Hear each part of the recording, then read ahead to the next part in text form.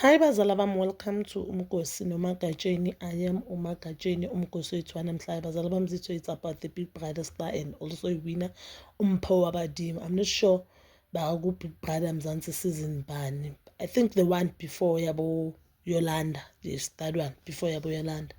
And she won, guys. So Mpho Wabadimo, guys, we know that ethandweni ngathi she is not lucky because of what Uthemba Bholi did to her. But after that, it seems like baby girl happy, baby girl is moving on with life, and she has finally found love again. Two are the allegations that Mpho Wabadimo will be getting married to Umkhulu Nation. There's Umkhulu Sepostola. Umkhulu, this pastor is wearing designer clothes. If you want to see more of his pictures, go to TikTok yakhe Umkhulu Nation and une Sonto Elikhulu lasePostola.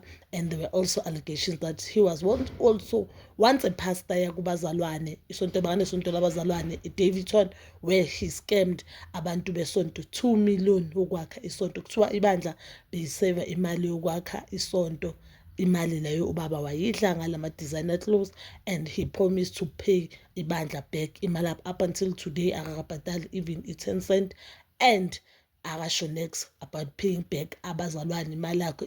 Instead ubhukhana namawolo ukuthi aqhubeke ayenze ama-night prayers. He's doing ama-night prayers kakhulu, and uyaqhubeka ngomsebenzi wakhe wedlozi. Uthe makaziphuma kubazalwane, he decided to be a traditional healer. Up until today, he's a traditional healer, and he is getting married to Mpho Wabadimo. A lot of people, they are not happy, guys, because to Umkhulu Nation, we scammer. Umkhulu Nation is only dating Mpho Wabadimo because he wants imali kaMpho Wabadimo. He's dating Mpho Wabadimo just because uyabona ukuthi Mpho is doing self for herself, and he'll benefit a lot of things from Mpho.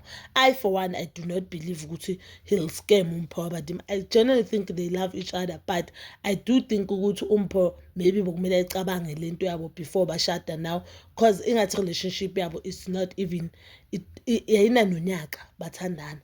Into yabo yinje. I feel like if vele they started dating this year, I feel like they are moving too fast. And maybe, guys, we might say they are moving too fast, but maybe mhlambe umshado wabo uzoba impumelelo, and then maybe just maybe this time relationship kaMpho izosebenza, guys.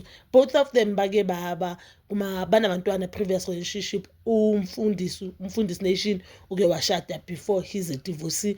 I don't think, because he's also posting umntana yakhe. Seems like a good father to umntana yakhe wentombazane.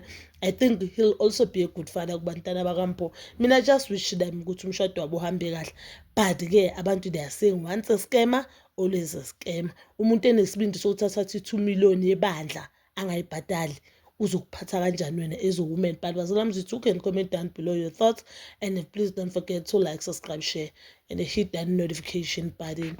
Nginithanda ukuya nokubuya.